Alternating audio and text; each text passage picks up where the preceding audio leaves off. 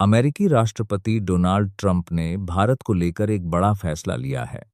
भारत पर लगाए गए 50% टैरिफ को घटाकर सीधे 18% कर दिया गया है।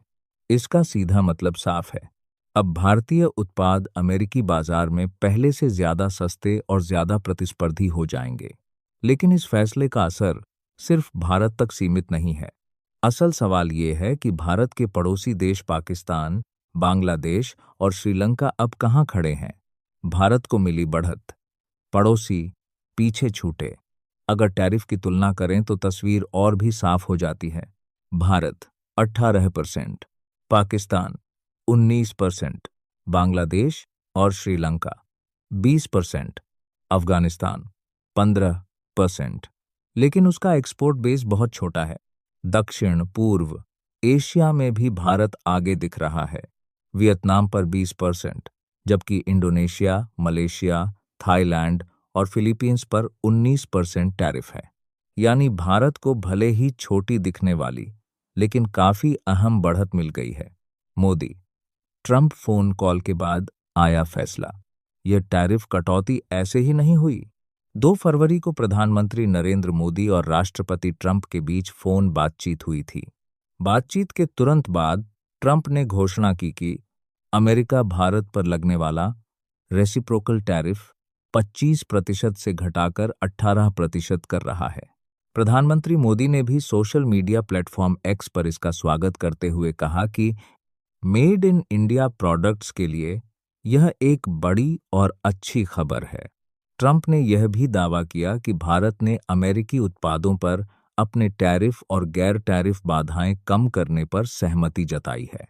यानी साफ है, दोनों देशों के बीच बड़ी ट्रेड डील अब दूर नहीं लगती। चीन से तुलना में भारत को सीधा फायदा।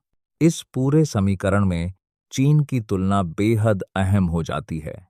चीन पर अमेरिका अब भी करीब 34% टैरिफ लगा रहा है, जबकि भारत सिर्फ 18% पर आ चुका है। यानी भारत को चीन के मुकाबले लगभग दोगुनी बढ़त मिल सकती है।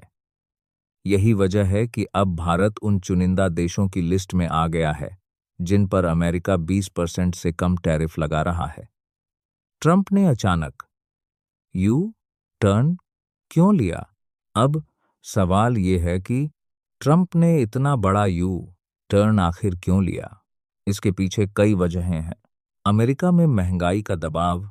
ट्रंप के टैरिफ प्रोग्राम की वजह से अमेरिका में खासतौर पर भारतीय प्रोडक्ट्स महंगे हो गए थे, जो अमेरिकी लाइफस्टाइल का हिस्सा हैं। नतीजा, अमेरिकी जनता का दबाव सीधे ट्रंप पर पड़ा। यूरोप और भारत की ट्रेड डील। भारत ईयू की ट्रेड डील, जिसे मदर ऑफ ऑल डील कहा जा रहा है, ट्रंप के लिए एक बड़ा झटका साबित हुई। यह डील करीब 200 करोड़ लोगों का बाजार बनाती है, जो दुनिया की किसी भी ट्रेड डील से बड़ा है। इससे पाकिस्तान और बांग्लादेश में पहले ही लाखों नौकरियों पर खतरे की बात होने लगी थी।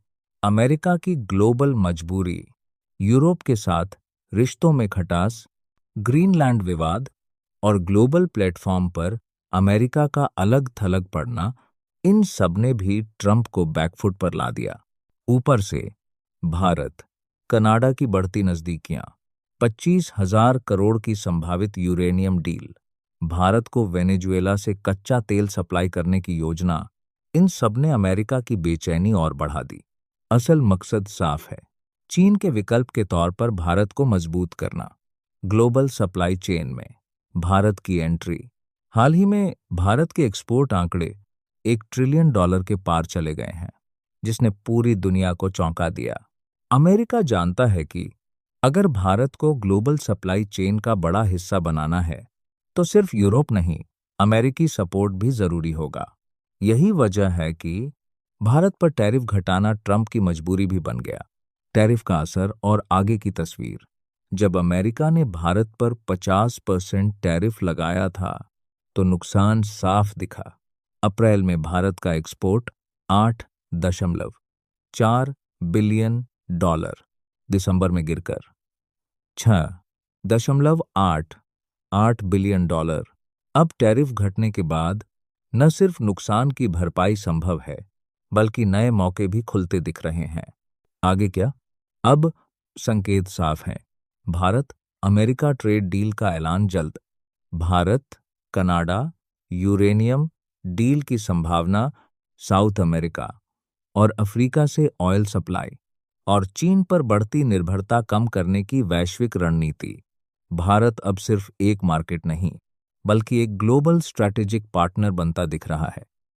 दोस्तों, अगर आपको हमारी यह वीडियो अच्छी लगी हो तो वीडियो को लाइक और शेयर जरूर करें और ऐसी मनोरंजक खबरों के लिए हमारे चैनल को सब्सक्राइब करना ना भूलें। धन्यवाद।